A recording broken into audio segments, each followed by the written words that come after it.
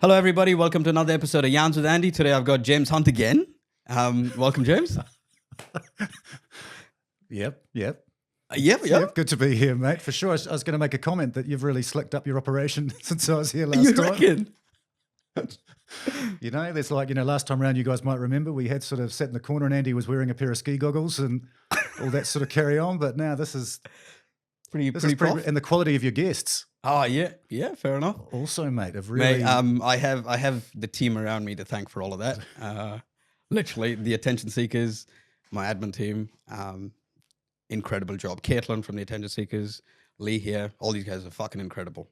So, for sure, mate. But people come on for a reason, and yeah, fair enough. Should be proud of that. Yeah. Yeah, let's talk a little bit about yourself, mate. So James again is like I've said in episode number 2, is definitely the best project control risk professional in this industry that I've ever come across. Yeah, hands down. Hats off, mate, to you. All the work that you do. Shucks. But you're leaving us. Yes. You are going across the ditch. Traitor. Yeah, it's funny, mate. When we talked about doing this again, I've been talking about it for a long time. And it finally got to this point where I thought, what's something that's really topical and important for us to talk about, and actually that I can talk about as a participant, and that's that I'm joining the drain. I am off to Australia, which what's happening there? Tell us the goss. Give us the goss. So I got a call maybe 3 months ago from a recruiter, and it was quite a good conversation. And and it's like often. I mean, I'm not sure what it's like for you, but these overseas opportunities do actually come up quite regularly. Often, and they're always tempting. Yeah. And sometimes I've thought about having another conversation, but it's usually ended sort of after that first conversation. Yeah.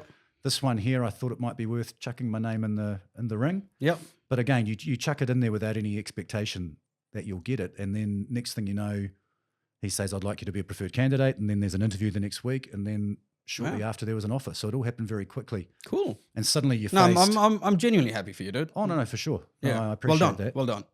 And it's funny, suddenly, even though we'd talked about it, and Jen and I, my partner, we'd talked about it. How do we feel about this? Yep. When we were all go, but even still, when that offer comes, it's like, oh, okay, this is a real decision. It's happening.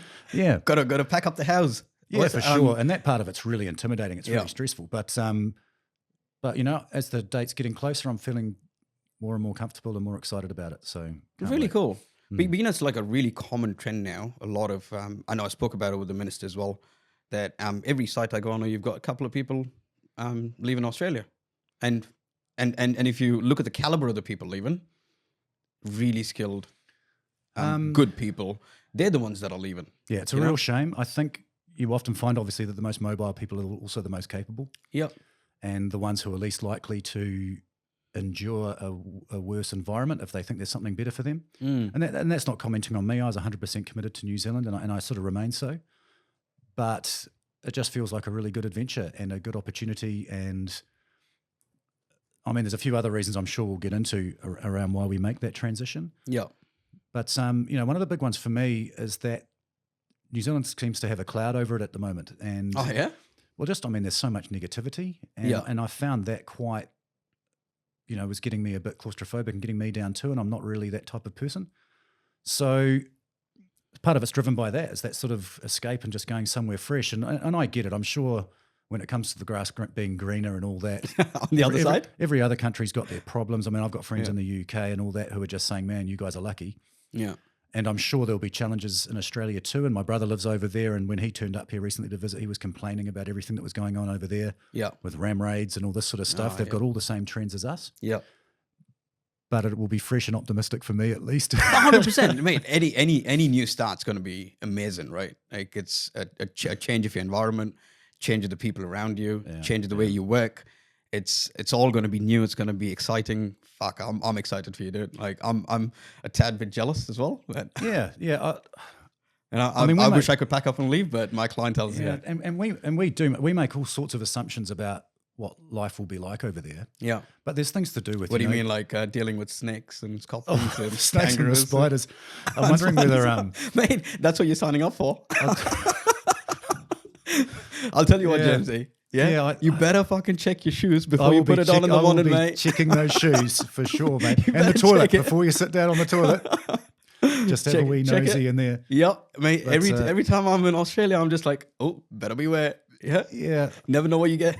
but it's interesting too that we have a perception of what life is like over there, Yeah, and certainly in the infrastructure space, we've got an idea that people are just a bit more willing to pull the trigger, that there's a bit more confidence in the industry there to make things happen, and potentially more trust. yeah, I think it appears like there's more decisiveness yeah. at the sort of governmental level around infrastructure. Mm-hmm. And people would say that's because of the fact that there's money available and scale and things like that. And I'm sure there's some truth to that. Yep. But I do think that in New Zealand, we've sort of become a bit bogged down and we debate endlessly about things. And I think, Well, indecision's a common trait for a Kiwi. It's not uncommon. yeah, we don't tend to get too excited about anything. I always love this. I mean, this is a bit of a diversion, but I remember saying to a friend of mine that I met when I was in the UK, Yeah, and of course you meet an English guy and he'll always say, oh, you're a Kiwi, do you play rugby? yeah, Now, no matter who you are talking to Yeah. in New Zealand, if you ask, do you play rugby, you could be talking to an All Black, or you could be talking to somebody who's never laced up their boots in their life. They will all say, oh yeah, oh yeah, oh yeah, play a little bit. yeah, You will That's have so true, though. You will have So no true. idea. yeah, And I love that. I do love that modesty. yeah. But at times I do think it constrains us. And Oh yeah. How so? well, I think in order to create forward motion, there's got to be commitment and drive And vision, and vision and Passion. I think we don't lack in passion. yeah, and I've debated this a bit. I mean, my three beautiful girls spent the first part of their lives in the US. And of course, in the US, people have no issue putting that badge on and saying, I'm heading in this direction and that's where I'm going to go. Yeah, And in New Zealand, and they're loud and proud. yeah, and in New Zealand, we sort of cringe.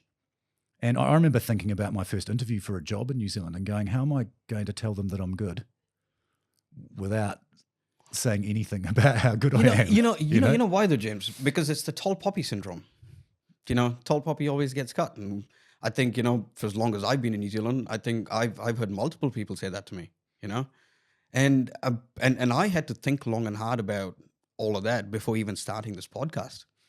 If I'm the Yeah. tall poppy, do I Yeah. get cut? You know what I mean? Like You're putting I was yourself like, out there. fuck, this is scary. And I was like, nah, I've got to commit. I've got to try something different. I want to release content in New Zealand that nobody's releasing in the industry. I don't think to date anybody in New Zealand releases content the way I do on LinkedIn. Yeah, no, I mean, they don't for sure, Yeah. mate. And I guess you've been encouraged by a community Yeah. that I think has seen the value in what Yeah. it is that you do. And it's enjoyable, of course. Oh, I love this shit. And you've also, broadened. I was thinking about some of the guests you've had, and I sort of Yeah. go, right, if I was guest number 2 and now you've got the Ministry of Transport and Mike King and all those people who've got really important things to say Yeah. and are in positions of influence. Yes. And it's amazing to think that this little forum can become a place where the Minister of Transport is asked difficult questions. That Yep. he has to actually respond to. And And he's willing to respond to as well. yeah, for sure. Chris Pank, hats off think, to him. yeah, think about the connection. I was really impressed with that. It was it was super cool. Yeah. Now, mate, back to your journey to Australia. I'm sure you'll do wonderful things in Australia, and it's a massive loss for New Zealand. That's my honest, humble opinion. Well, I appreciate your words, mate. And New Zealand's loss. And it's but, funny. but you'll be back. You'll be back. Oh, I'm sure I will be. You'll be back. I mean, I am sort of committed to New Zealand Inc. in a way, like yourself, I'm actually sort of passionate about changing the industry here.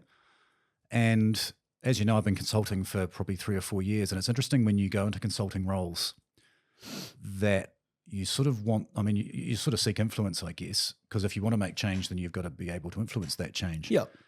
And I found that by, going back into joining an organization, I mean, that's one of the other changes I'm making is that I'm going back into an organization, is that suddenly you're a bit more connected. But I've found that over time you end up really being somebody who, I mean, and I'm not afraid of hard work, but it's hard work cranking that handle. And you do often become a real workhorse. And that's And again, that's completely fine because there's real value in what's being provided. Yeah. But it does mean that I haven't been able to operate in the strategic space, which when I set out, that's sort of the world I was living in, Yes. and I'd like to be doing more of that. Mate, and hats off to you. You know, I'm sure you'll do amazing things as part of this organization, without a I hope doubt. so. I hope so. Yeah. It's and people who I'm about to start working with are probably going to watch some of this. Probably so, will. So Yeah. I better talk positively about it. And well, not talk positively about it, but just be clear on what I stand for in that regard. And 100%. 100%. No, mate, wish you all the best in Australia. Yeah. no, I appreciate it, mate. I wish you all the best back here. That almost sounded like he's taking the piss out of you. Cracking myself up. Goodness me. How'd you feel about that? Yeah, it was good. Yeah. If you want anything edited, mate, we'll just let these guys know. Yeah, They for can sure. fucking There edit was a it. bit I'm sort of getting to, and it keeps on popping into my head, and then it goes. And it's about that Australian attitude, pulling the trigger. That's right. It's a lack of ambition in New Zealand. It's the that- ambition thing, but it's Yeah. about Australians grappling with what it takes to be successful in a project. Yep. So you want to get into the ambition thing? Yeah. Yeah, just whatever. I mean, you do it, mate, but I'll incorporate some of that stuff because I Yeah. I sort of look at ingredients for project success and I go, right, well, what are they? And I certainly think in New Zealand we're not setting our projects up for success. And that's No, we're not. No. Now, admittedly, I'm sure there'll be challenges Yep. in Australia, but again, it feels to me like there's just more of a desire to man up for Yep. those projects or woman up, Yeah. as the case may be. Anyway, Cool. I don't know. I'm just going to wing the question. We'll see where we go. what's next on the list on the questions? The ambition part, the lack of Australian ambition part, Yeah, the lack of ambition in New Zealand. yeah, Yeah. okay. Cool. Roland.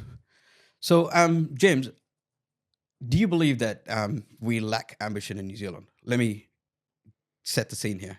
Yeah. We've got only $2 billion jobs in New Zealand, one being Dunedin Hospital, two being City Rail Link, right? The scale of our projects That's aren't not massive. quite right, isn't it? Hmm? Well, the Central Intercept is over $1 billion. Yeah, okay. I mean, after variation, it's over $1 billion. After variation, okay. And not a tender, yeah. And we've got the domestic processor coming up at Auckland Airport. That one's over That's $1 billion. probably $1 billion. Yep, but that hasn't started. Have they put a spade in the ground there? Don't think so. Oh, yeah. I think they're. I know. about to go Hawkins are contracting. getting right into it now. Yeah, Yeah. You're probably right. Okay, $4 billion jobs, right? Yeah. On an average in Australia, I believe every job is almost $1 billion job that they launch in there. Yeah. Their scale of construction And that's is a huge. product of scale. Yeah. It's, Yeah. But do you believe we lack ambition in New Zealand in the infrastructure space, in the building space? What's your views and opinions on it?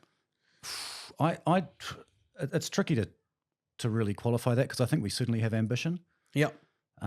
What we sort of lack, I think, more is consistency and the ability to actually get in behind and make things happen. Yeah. We do place a lot of value on the rights of every individual in a large process. And I get it; the rights of individuals are very important. But And hence all your paperwork that comes before the yeah, and it's start of a interesting. project, right? It's Your resource a bit of an management old. It's a bit of an old story that during World War II, the Germans started to shoot Americans to injure rather than to kill. Ooh. And the reason for that is because the Americans placed great importance on rescuing every single person from that battlefield. Right. So if somebody got injured, got shot in the leg, then suddenly you had 4 or 5 other troops who were all devoted 100% to getting that guy safely off the battlefield. Yep. Now, what that did, of course, was occupy a huge amount of their force in trying to save the rights of that individual. In search and rescue. And that's fine. Yep. I mean, again, it's a wonderful value. But the equivalent to that in our industry is that we're so concerned about the rights of individuals along a route, for example, that the whole project can be held up at enormous expense around something that's actually pretty inconsequential or even opportunist on the part of the individual. Yep. So a great example of that was over at Eastern Busway. And, where that was held up in the Environment Court. And then Yeah, for how long? And there were cranes ready to rock. Yep. And it was all because of, I suppose I've got to be careful, but there was opportunism Yeah, right. in what those individuals were doing to try and get a better deal from the project, as opposed to genuinely having a concern that the project needed to address. Mm. And our industry shouldn't be held up by that. And I get that the government's fast track legislation is a bit about that. It's about being able to cut through things like that and say, actually, is the public good served by what's happening in this process. Yep. Or the public's needs served. Yeah. And so I think that's pretty important, is that actually we need to sort of operate, I guess, on more utilitarian values. Yeah. Which is that sometimes the greater good is served. Now, admittedly, those are steps that have to be taken carefully. Yep. But I think we clearly do not want another leaky building crisis on our hand. And so I would say that the vast majority of our large projects are passionately supported by the vast majority of people. Yeah, they probably don't like being impacted by them very much, which is fair enough. Mm-hmm. But if the story is sold appropriately and that effort's done up front, then you actually find, and Central Intercept is a great example where the stakeholder team's just done an incredible job there. Yep. And there are sites there, shafts that are meters away from adjacent houses. You're right. And yet it's almost like you've got a community that is welcoming the intrusion because the upfront work's being done so powerfully to tell that story in a way that makes people realise how important it is. So there's the power in stakeholder management right there, isn't it? Yeah, for sure. So and it's something that we do incredibly well in some instances in New Zealand and not so well in others. Yeah. But come back to the lack of ambition part, yeah? We spoke about the paperwork being delayed and opportunism with individuals, yeah? Blunt, honest question. Do we lack ambition? Do we lack the drive in our construction industry? I think it's a factor. It's absolutely a factor. But what can we do differently? Yeah, but there's another side of it, which is when you have a project team that really puts its work together highly proficiently and has dotted all the I's and crossed the T's and all that sort of thing, and their processes are really strong and their planning is really solid. There you go. Then music to my ear. Yeah, then you run into less opposition. 100%. And Waikato 50 was a prime example for that for me. Working on that job, there was no them versus us, or designer versus constructor. You didn't raise RFIs. You walked over to a designer's desk and said, "Hey man, that's an unbuildable solution. How can we solve this Redesign problem? that, or let's sit down and work out how to redesign it. And here's why it's unbuildable." Yeah, mate, it was just. So I would say that there's performance issues also. Yeah, like skill, which contribute to that, and I mean, there's another side when we talk about ambition. It's one thing to say we want this to happen. It's then another thing to say we're prepared to invest in the planning and the people in order to make it happen. And so when we talk about ambition, and I talk about, we were talking before about setting projects up for success, and my view is that we go so light touch on our projects until the point where it's almost in crisis mode, and suddenly we get the team together. And you have to set up a war room. Well, yeah, exactly. And I've done it. I've used those words. Yeah. I mean, the number of times those words are used is incredible. I mean, so I get called on when they set up the war room, if that makes sense. And so, now don't get me wrong. There's countries, and my first project management experience was in the UK, of course, and we had a massive team there. Yeah, I think we had 120 in our client team managing about a £1.5 billion job. Yep. And that gives you an idea of the amount of resources that client had in order to try and take seriously their role as a project delivery organisation. And I don't see too many client teams of that sort of scale on jobs of that size in New Zealand. And, right. And I think that's ambition too. It's a function of ambition, is saying, right, we want this project to happen, and we're prepared to take our guidelines from the world on what the best way to invest in it is, and we're serious about making that investment. Yeah, interesting. What can we do differently, James, in New Zealand? How do we influence step change into this industry? Something I've become really passionate about recently is our governance processes. Yep. And our enablement.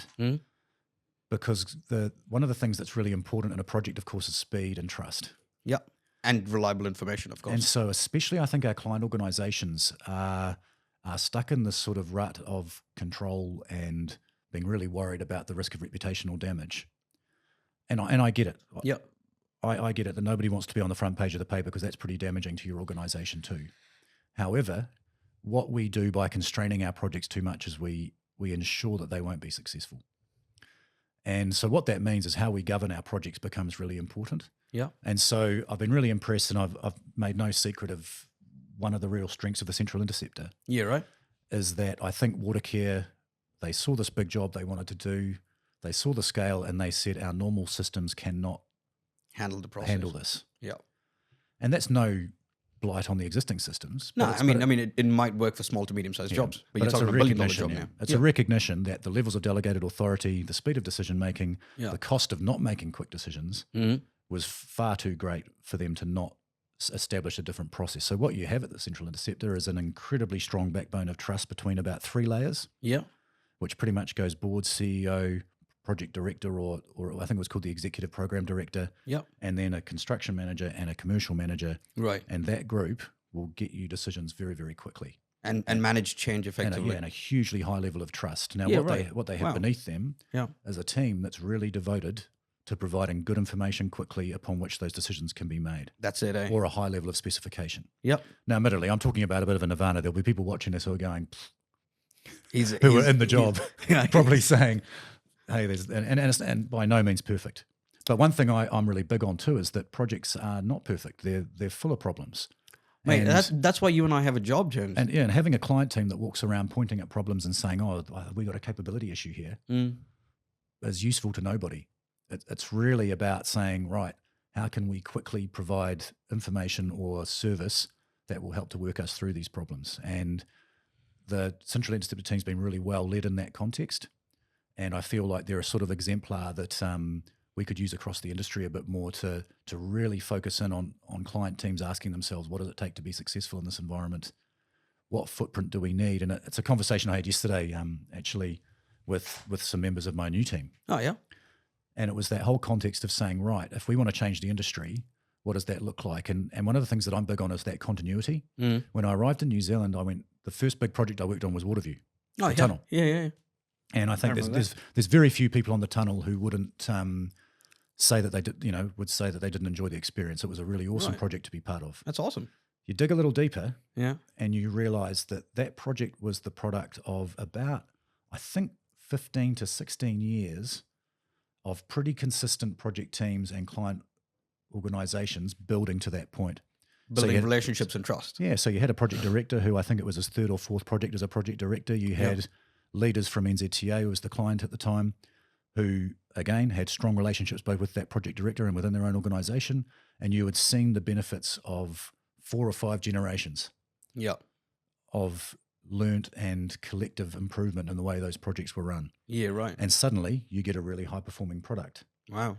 And what we've seen in our industry so far, you'd find it difficult to find 2 projects that have followed on from each other with a client and a team that was reasonably consistent, So consistency. where Yeah. they could benefit. And of course, don't what you exist. get from that is speed, trust, all those things. Now, are either of those parties perfect? No way.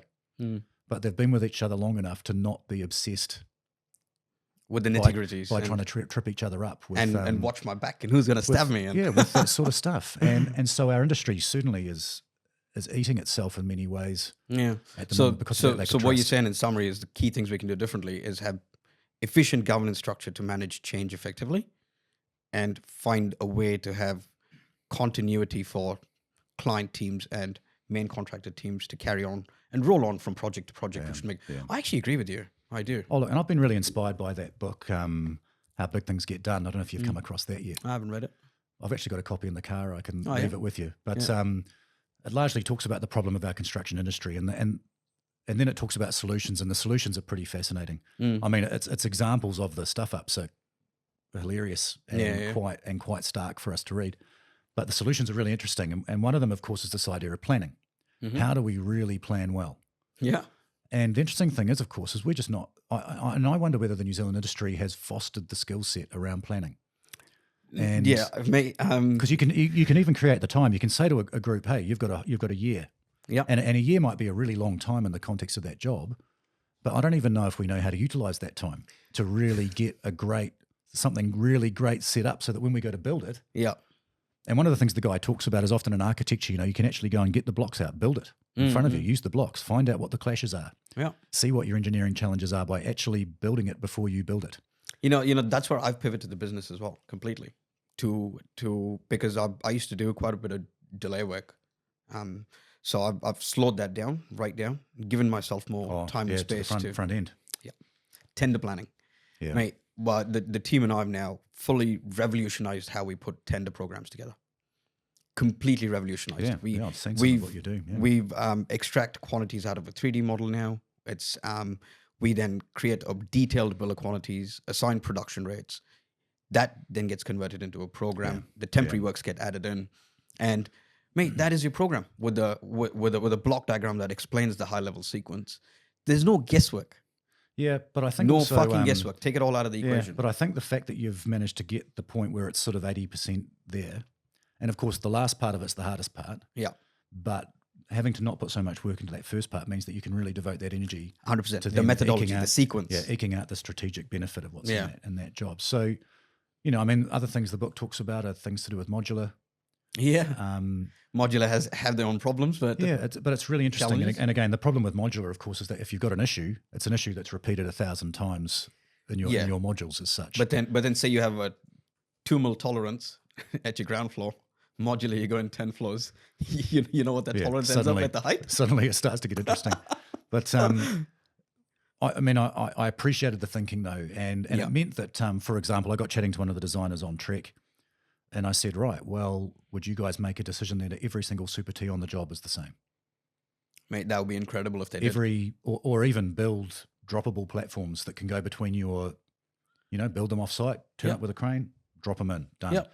And of course, the Standardization is the key, isn't UK it? rail industry is all over that sort of stuff. You know, they replace a bridge in a weekend because, you know, they lift out the existing one and boom, they plonk in the new one. And so it's thinking like that, I think, that'll get us ahead too. Now, the problem with that is that one of the caveats, which I find really interesting, is about innovation. It says, if you want to save money, do not innovate. And Interesting. Because, of course, but I mean, it's limited within context. Do not innovate in the context of making your design this incredibly wonderful Fair and enough. complex thing. Now, innovation for the sake of innovation is dangerous. Yeah. Right. And the problem being, though, that we do want to innovate because our industry wants to move forward. But we've just got to be careful about how we do that. And I guess we pick our projects, you know, pick the ones that where innovation is going to be useful to us or not. Yeah. Now, fair enough, mate. Those are some really cool thoughts on the industry and the challenges that we face and how we can be better. That's quite interesting. So, it's my great pleasure to invite you to Yarns with Jimbo. Now, Andy and I have actually swapped seats. We've properly swapped seats. There had to be a few adjustments made for height, among other things. But now we're ready to go. Let's and go. it's Andy's turn to be in the hot seat. Yep. We'll find out who's in the hot seat in about 5 minutes. So, look, I'm actually keen to talk to you about the podcast itself. Yeah, cool. And you've been doing this now. We were talking before. This is number 50? I Or think is number 49? 51. 51. We're currently recording episode 51. Yeah, and I'm just really interested by starting with, well, you know, first I should be saying, tell us a bit about yourself. And Andy, have you ever done that? Have you ever done the telling people about yourself thing? Yeah. I think I'm not on camera though. Episode 1. Episode 1. I've never said who I am on camera, but it's Well, probably there we the go. first Let's do it. All right, cool. My name's Andy. I'm a project control professional. I've worked in oil and gas, iron and steel, manufacturing, baggage handling systems, construction, various industries, all in project controls. Figured I got into construction and said, holy fuck, there's a shit ton of problem here. And I saw opportunity. So worked for Fletcher's for about 4 years and decided to set up my company in the middle of COVID.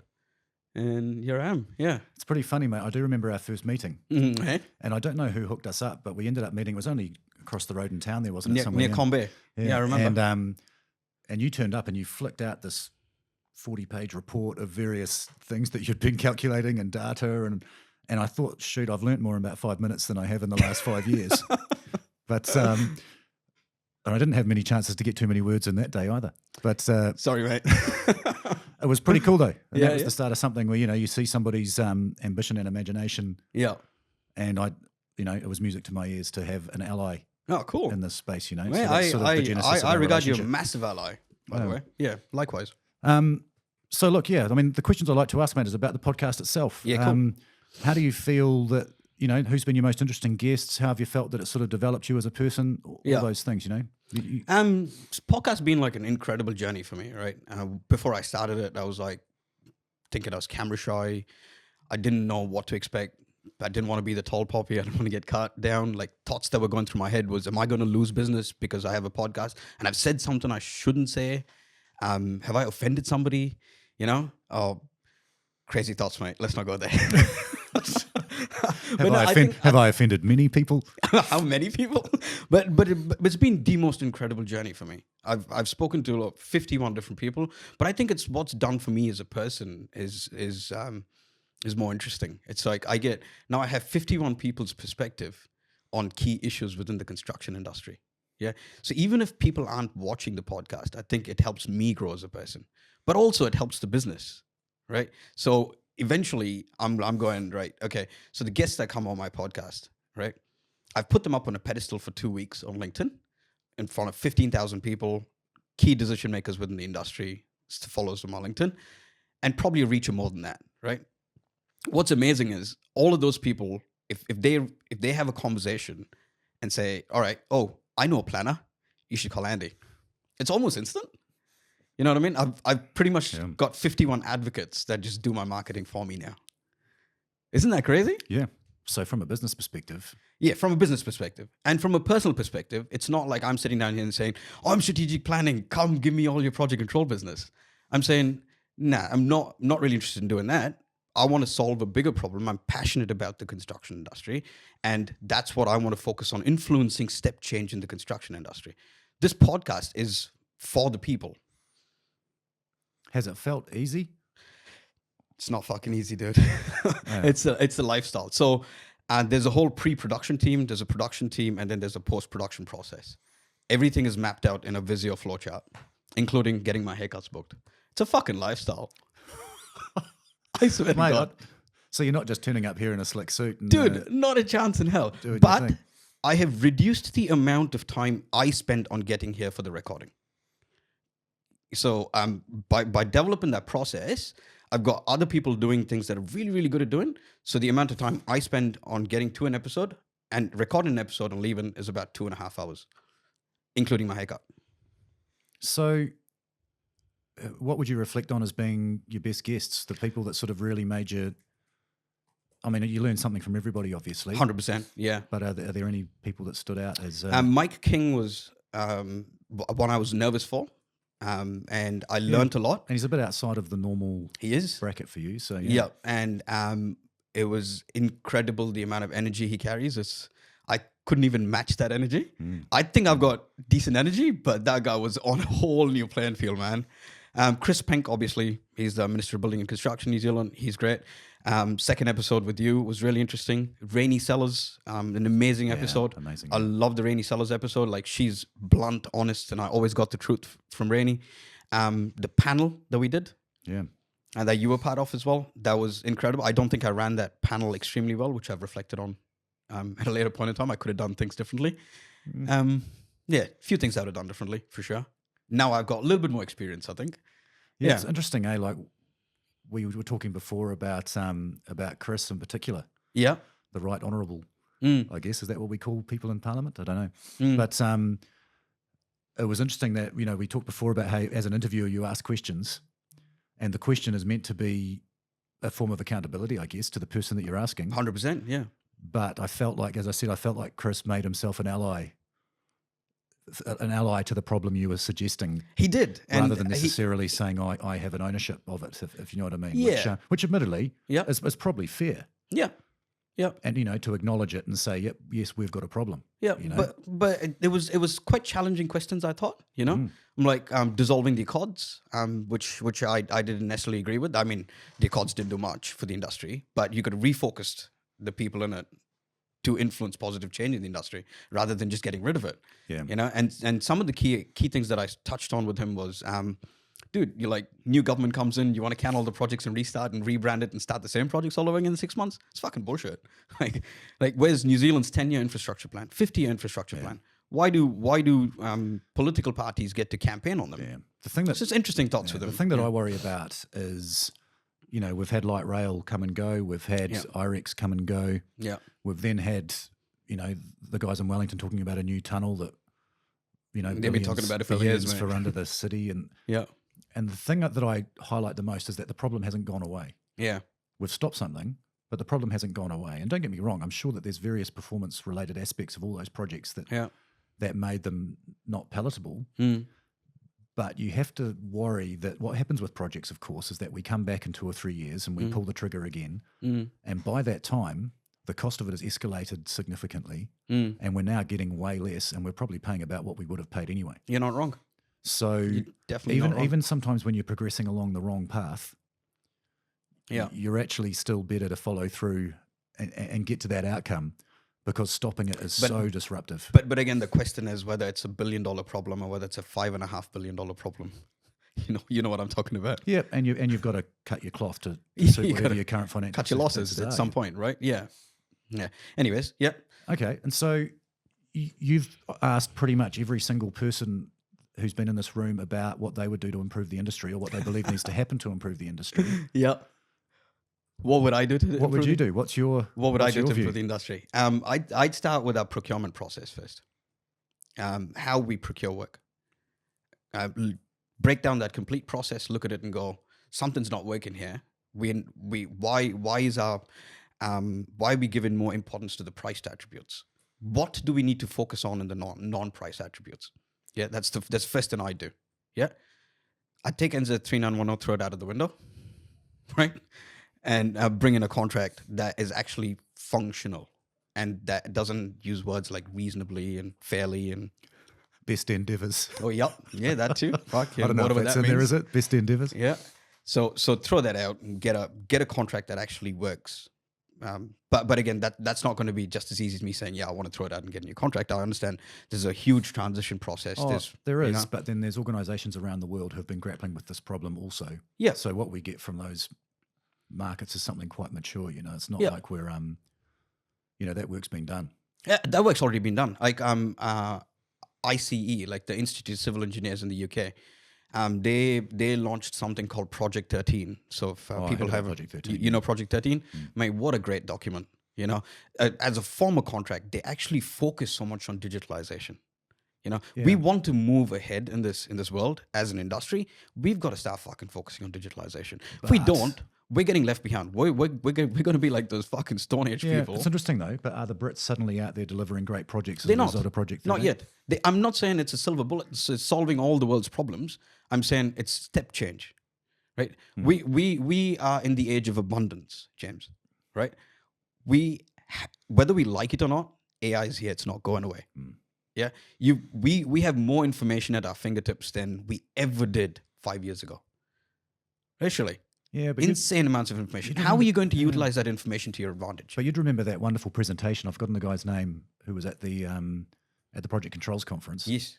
and he talked about he had put up that picture of a baby, Yeah. and he said, "This is my project." Yeah. And he talked Yeah. about the enormous amount of information he has access to that can advise him Yes. on how it is that he brings up that child. Yeah. And of course, he said, "Are we any wiser for having access to all that information?" And the truth is that because we can't really rely upon that information, we don't know what the sources are. We don't know. Or backed is up it the it is. fact that you're getting hit with so much of information you don't know what to believe and what not to believe? Yeah. As opposed to the same instance, say when the guy's explanation was when his mother had a problem with him as a child, his mother called the grandmother and he had one source of information. Today, I could go to ChatGPT, I could go to Google, I could go to whatever search engine. From there, I'd branch off into multiple search engines. Now my social media platforms have picked up that I've actually searched on that. So all my reels now get fed to me are all about my fucking problem or about the cat that I spoke about. And by which time the baby's already asleep. There you go. So is it the quantum of information and we don't trust the source, as opposed to back in the day we had one source of information, a very reliable one, whether it was right or wrong. Yeah. You'd only call your reliable source back in the day. The You know what I person we mean? Trust. Yeah, It's trust. We still end up back on trust. Yeah, 100%. So it's how do you trust that information? How do you then capitalize on that to make something useful of it is where I believe this industry needs to get to. Yeah, I mean, I was interested looking at a project control situation the other day where there's this mountain of information. Of course, when you start to report, because when you're at that layer of reporting where you're dealing with a project, Yep. and that's one sort of instance. When you start to have to deal with a portfolio, you've got a second instance. Yep. And then the one that large organizations have, of course, is cash flow. Now, all those three can sort of move independently of each other Yep. in a way that it's very difficult to decipher if it's a good thing or a bad thing. 100%. Yeah. And what that means is you're sort of stuck in this zone where you create enormous confusion saying we're performing well, but against what metric and in what context. Yeah. And so I think that's a really big challenge that, as you say, reflects on that fact that we've got all this data that we're keeping, but are we able to utilize it effectively? But that's the thing. So here I've always been a strong belief that it's, one page 7 minutes. If you can't sell your story in one page in 7 minutes, I've already lost my audience. I've lost my clientele. Yeah, absolutely. One page, 7 Especially in minutes. a context like this. Yeah, 100%. Yeah. It doesn't matter how big your project is. Yeah. One page, 7 minutes. So leading to my next question. Go on. I saw you check out your book. I had to check what I'd written down. I was interested in the question I had was, has it changed you? Has this experience over the last couple of years changed you? And of course it has. But in terms of conscious change in the way that you operate as a professional or even as a person or in your private life or whatever, what's that development been for you? I don't think it's only just changed me. I think it's changed everybody around me, my inner circle, completely. I mean, at a point in time, I think people think I'm just a podcast host as opposed to a project control professional. People forget that. That will be success. No, when they think you've just transitioned. Yeah, I'm like, fuck no, my real job is still project control. I remember having a chat with the attendance seekers going, guys, I've had people call me and they just think I'm a podcast host. Like, they say, can you come and host our podcast? Like, yeah, I am a project control professional, guys. Like, this is something I'm doing to, step changes the industry and create a platform people to voice their opinion. Yeah. But I think just even in my personal life, it's changed Paru's and my relationship ever so slightly. Paru being my wife and my kids as well. It's incredible because they all love daddy video. That's what they call it. My 2-year-old and yeah. So it's okay for them to have the screen if it's dad And no, crapping on about project controls. It literally so. Hey, just go and watch Dad again for a little bit. Yeah, no, this is exactly what they call it. They call it daddy video, right? Yeah. My 2-year-old gets super excited cute, seeing daddy videos like the coolest and like. I hope you don't swear on the ones your child is watching, Andy. Yeah, about that too. I've been told off quite a bit for the whole swearing thing, but I'm like, this is just me, Yeah. You want a podcast? It's raw. This is what it is. I can't be a different person outside this room, different person in front of the camera. What you see outside is what you get. Like, you know me. Am I any different outside? No, this this is just me. This is absolutely you. Yeah, so it's like I'm like, why am I putting on something that's not me? That's fair enough. That's fake on camera. It's just this is what you get, and we get honest conversation, which is awesome.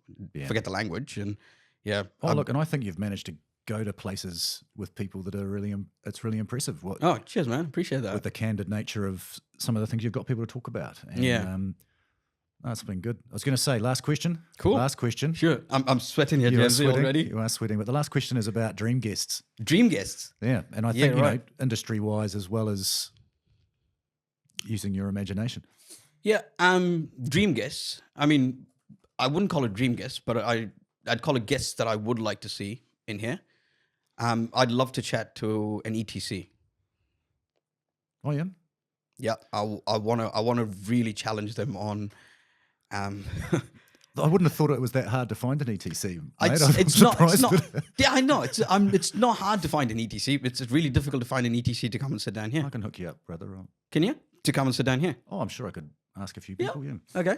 Or a project management consultant. I really want to understand what value they add in the industry. What were you saying about pissing people off? Oh, fuck. Boom. That's a boom. Straight across the bow. Fucking get right in what there. value? You could just ask them that question. That's it. What value exactly is it See, that you are adding to this industry? I'm prepping them right here. Hey, there's some good ones, mate. There's some very good ones. No. I don't disagree. Like, the Blake and the Frequency team do amazing work. And I'm not saying there are not good ones. Yeah, and there's always good intent. 100%. The intention's always good, and there are good project management consultants, but the ones, when I deal with the delay side of things, if I'm called for a delay dispute resolution situation, I'm generally dealing with a contentious situation, and the project management consultants they're very one-sided. Not reasonable, not fair. So what about broader than the construction industry then? If you were, because I think about the Mike Kings or something like that. I don't know. I'd love to have the Prime Minister on one day. Oh, Reaching. I reckon we get. Is anyone out there? Is there anyone out there who can make that happen? Oh yeah. Let's actually put it out to the world, Mr. Luxon. I'd love to get you on the podcast. How do we get you on the podcast? I'm trying to think if I know anyone that knows him. Yeah. I don't think so. New Zealand's a small place, but not that small. New Zealand's a really small place. I could probably give Minister Chris Penk a call and say, hey, can you hook me up? What do you reckon? I do have a friend actually who phoned up. There was some issue and actually phoned up his office because she was in botany. Yeah. So she phoned him up, and he called her back himself. Yeah. Funny enough, though, the New Zealand politicians are quite accessible, to be honest. Yeah. So I had a problem when I was actually getting my residency sorted in New Zealand. Yeah. So I had a problem with NZQA, blah blah blah, validating my degree and things like that. I know fucking social media is going to rip me a new one for that, but From LSE. huh? They weren't interested in your degree from LSE. No, my LSE degree was fine. It was my Dubai degree that they were concerned about. And I called up my local MP. I used to live in Pukki back then. I called up my local MP and went and sat in his office and said, dude, I'm having all these problems. What do I do with Immigration New Zealand? Yeah. And he gave me access to a whole bunch of resources that I could contact that could help me out. Oh, yeah. They're really friendly, man. Like I was surprised. And I told my family the story, and my family went, "You did what? You saw the MP?" I'm like, "Yeah, he's just a member of parliament." I guess that's democracy, mate, isn't It it? is. It is. No, it's really cool. I just rocked up to the office, and it was all cool. He's willing to meet me, and who was I? I was nobody. Yeah. Awesome. All right, Yeah, mate. but Mr. Luxon, if you're out there and you want to come on as a guest, I'd love to have you on. See if he's one of your 15,000. 15. One of your fans. 15,000, yeah, probably, hopefully. Oh, technically, I'm connected to Chris Pank. Chris Pank should be connected to Christopher Luxon. So does that mean, though, that you on LinkedIn, you know how sometimes on LinkedIn you get an option to connect Yes. or follow? Yes. When do you become a follow? Someone that you can only follow? I think once you have more than 1,500, don't quote me on that. I think it's about more than 1,500 connections. I think it's somewhere there or thereabouts. So Or you you're can turn really- on something or creative mode or something You're like well that. in the follow situation then. Yeah, I'm definitely in the follow situation. I think. No more connections, just followers. You can connect, mate. You can connect. You see the three dots, you click on that and you can still connect. Can with I them. expect a personal response if I contact you via LinkedIn? Or are we past that too? You want the truth, Ramsey? Do you want the truth? I was taking the piss, but But you actually want the truth? am I going to get a response from your assistant? Yes.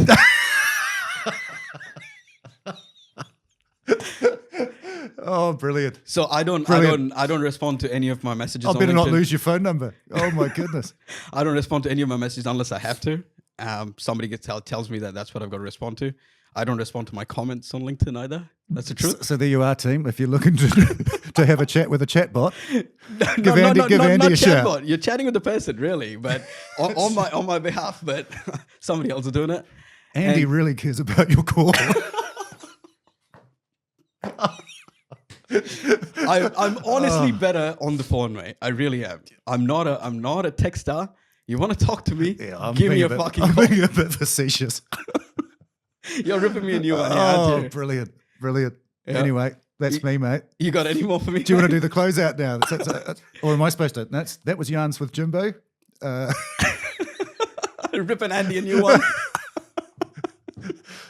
Back to Andy. Back to Andy.